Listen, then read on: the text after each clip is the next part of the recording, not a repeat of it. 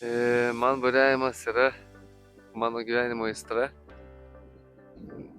Man jisai patinka, todėl kad jisai daugiausiai duoda iššūkių. Jisai labai sudėtingas sportas. Jisai niekada nėra tų pačių sąlygų, visą laiką yra skirtingai ir mano posūkis visą laiką būna, kad tu gali mokintis buriuoti visą gyvenimą ir vis tiek neišmokti.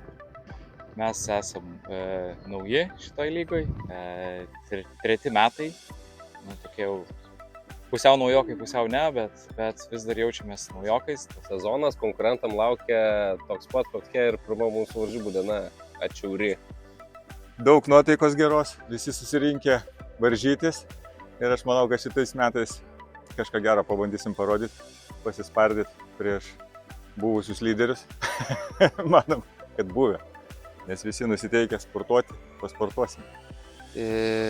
Turime naujus metus, praeitais metais laimėjome viską, šiemet bandysime tai pakartoti. Tikiuosi duos kas nors mums iššūkių, kad nebūtų taip lengva, nes mes kaip visą laiką plauksim maksimaliai.